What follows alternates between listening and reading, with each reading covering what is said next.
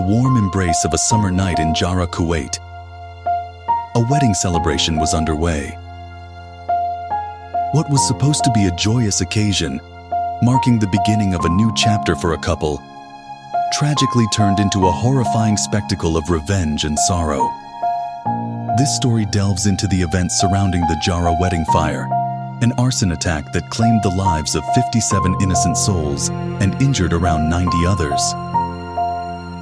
Through this narrative, we aim to explore not only the darkness of human actions, but also the enduring spirit of a community that rose from the ashes. The date was August 15, 2009.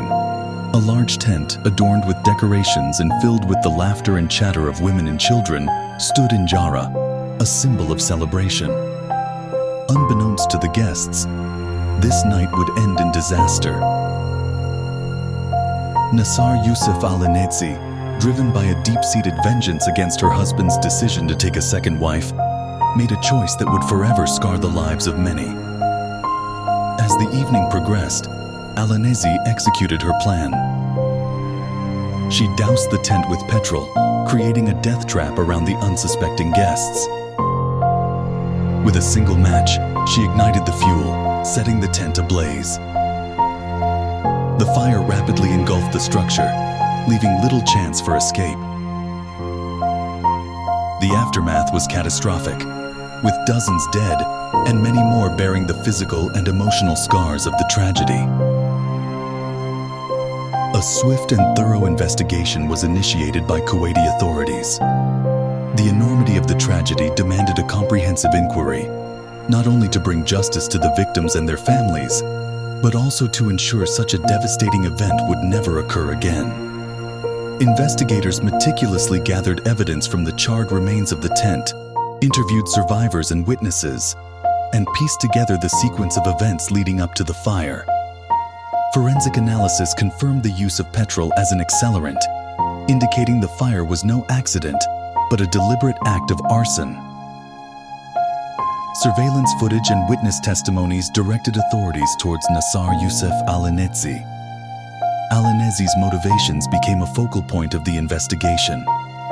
It was revealed that her actions were fueled by a profound sense of betrayal and vengeance towards her husband, who had taken a second wife, a practice permissible under Islamic law, but which had deeply aggrieved her.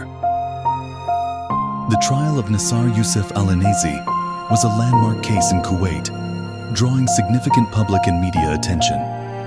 The courtroom became the stage for a drama that unfolded, capturing the nation's collective grief and anger. Prosecutors presented a compelling case against al-Enezi, showcasing evidence of premeditation and intent to kill. The defense argued for leniency, citing emotional distress and psychological factors that may have influenced her actions. Key witnesses, including survivors of the fire, provided harrowing testimonies of the night's events. Their accounts painted a vivid picture of the panic and chaos as the flames engulfed the tent, trapping the women and children inside.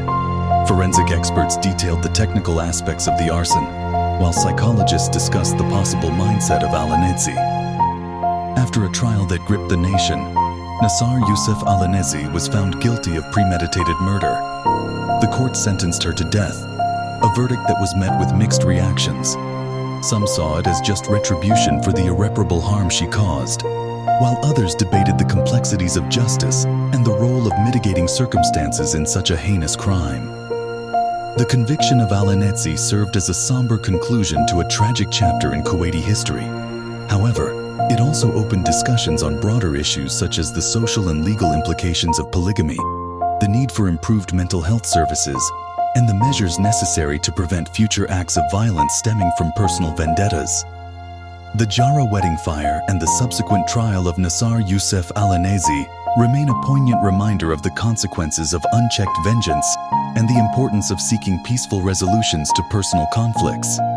It underscores the need for a robust legal and social framework to address the underlying issues that lead to such tragedies. As Kuwait continues to heal from this tragedy, the legacy of the victims and the lessons learned from the investigation and trial resonate.